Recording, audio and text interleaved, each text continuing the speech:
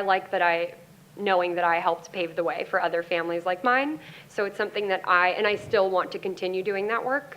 But my siblings, even though they are younger, they haven't like taken on a lot of that themselves or like sought out those opportunities. So I think I haven't felt that I have pressure put upon me by my parents, like as a virtue of who they are. I've never felt that way. And I don't think I said this before, and I can't stress this enough. I've never once wished that I had a mother, ever. Ever. I have never felt regret, and I actually kind of like explaining it to my friends because every time I do it, it gets more detailed, and I feel like I find more about it myself, and it helps me explain it to myself as well, and like be able to know. And then because I know that the more detailed description I give to them, because then they're gonna just like do like a kind of less detailed description to all my friends when I go, and I'm like, not this again. And they'll just be like, oh yeah, so this is how it happened, and she told this to me about like 5 days ago, even though I've kind of already half forgotten. Okay, Olivia, can you maybe explain it again just for some clarification? They always forget.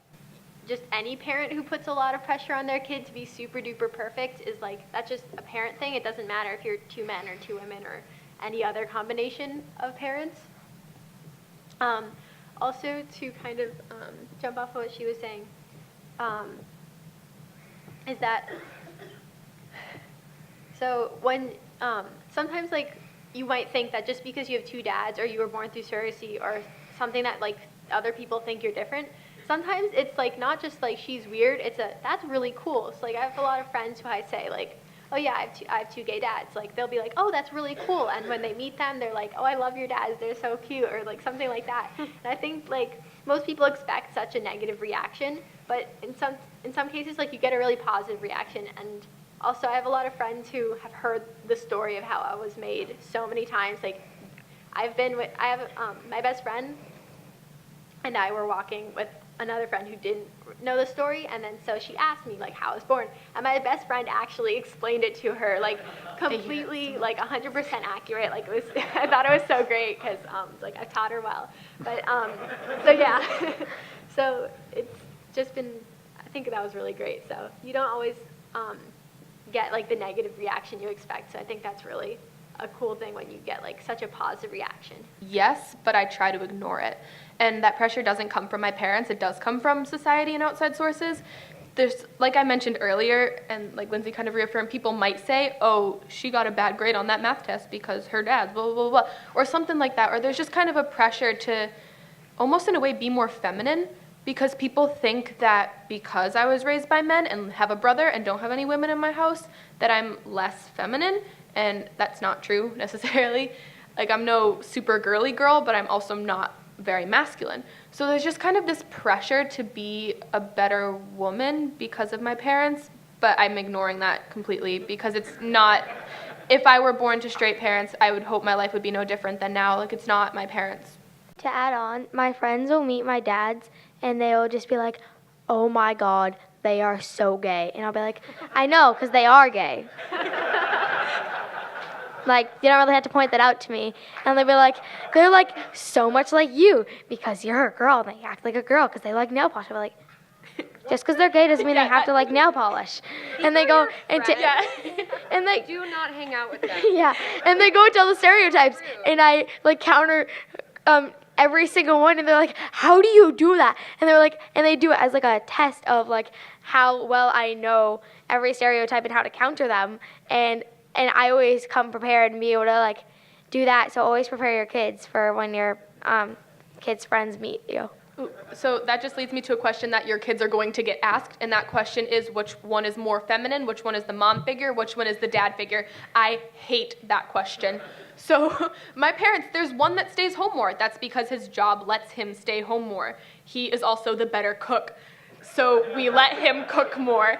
He's the one who does like the Thanksgiving Day stuff with me and bakes with me and things like that. But that doesn't mean he's my mom figure. He's still my dad. He's still, yeah, he's, that question is a load of crap. And my other dad, like he works more, but they both love their own things, and they're both like any mom-dad relationship. There's no stereotypes that can fit them perfectly, like any stereotype. Yeah, I had it really bad, but like, I don't think it's relevant or important to talk about that just because it was so long ago. And I know based on like what we've heard from these other girls today and also from my own younger siblings, it's just not like that anymore. But yeah, I can't express like how different it was. Like when I was born, my parents weren't able to, like the airline thought that they had like kidnapped me. Oh yeah. Seriously, Oh yeah. like they called the FBI. Like they actually, that's like who met the plane when they landed That after I was happened. born. Because like it wasn't like comprehensible that like two men could have a baby and there was no mother. They were like, they couldn't wrap their head around that. So it's just totally different now, obviously. Well, like I've never really had any bullying situation. I think that a part of that was because I live in New York and like my parents did make conscious decisions not to like they didn't say like, oh, we're not gonna like be social or anything. It's that like you kind of just have to be smart about who you talk to. Like obviously you're not going to be so open and like in everyone's faces about everything. But like that's just sort of a privacy and like an appropriateness thing. So like if I ever like hear some people that I don't really know like making jokes about gay people, like I don't think I'll be as like open to them, but I'm just like not going to be their friend. Like it's not, so you like, your kids might have to like make choices about who to be friends with, but it's not like, they're 100% going to be bullied. It's just kind of like making smart choices, just based on who you know like might accept you and who might not. And everyone is bullied. It's like a Yeah. very unfortunate part of growing up now. So it's like, I don't think I had it worse because I had gay dads. I think there were plenty of people who had really crappy situations too, and their parents were straight. So I think it's just how, it's so unfortunate and wrong, but it is. And like I've been saying, I live in a very liberal city and state, and I do, but as with any major urban area, there's a difference of opinion. And having gone to public school, I have very much seen that opinion go into play. While my school is, like in our mock election, it was not even close. But there are those really, really vehemently conservative people who are very not able to understand.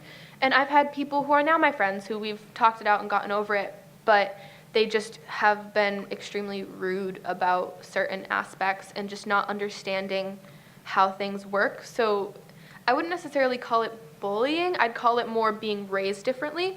And they had very different ideas of what is right and what is wrong. And to them, having gay parents, having gay couples is wrong. So it's just a matter of having to explain it to them and open their mind up. And that's what I've had to do a little bit. In 4th and 5th grade, I did get bullied a lot. I went to an after-school program with a kid named Christian, and his best friend, Gavin, who, because Christian was supposedly popular because he was mean to me, because there are, like, the boys in 4th and 5th grade who think being mean is cool, which it really isn't, and that's a good thing to teach your kids, like, being mean is not good.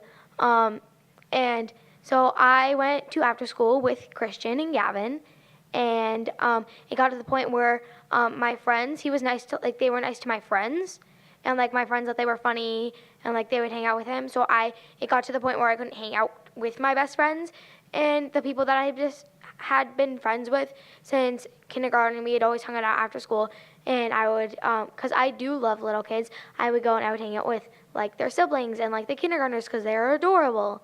And things. yeah, and I would just go, and I couldn't really hang out with my friends, and it got to be to the point where I told the after-school program, and they talked to his parents. Then it kept going on. They stopped talking about my family less, but they would still do it. And then I told the school. They talked to his parents. What you should really do is, if you do have your child go through something like this, fight for them to get like punished more than just having their parents talk to, because it has it go down a little bit, but it can't entirely stop it. Like, go for like a short suspension, because that will make it stop, because like getting suspended is a really big deal, and they will get grounded with that, and most likely, and it gets to be the point where it actually gets in their head that it isn't okay, and that they have to stop or else it will keep happening. So you really have to fight with your school for that. I also have found that people mostly talk about my family because they can't say anything about me. So that's also just a cheap shot and sad. But my Same. pop always said whenever I would like come home from school crying because I heard the word gay, which was like devastating to me at the time, he would say nothing has any meaning except the meaning you give it, which is true. So I think that's like a really good mantra that I continue to tell myself to this day. Gay means happy. Thank you. Yeah, I have a good quote. You can never let anybody get to you unless you let them. Nobody can ever make you feel inferior unless you let them get into you and make you crack and make you go and feel inferior. So really it is your choice, and if you want to feel sad or if you want to fight back and say it's not okay, stop doing this, I don't like it.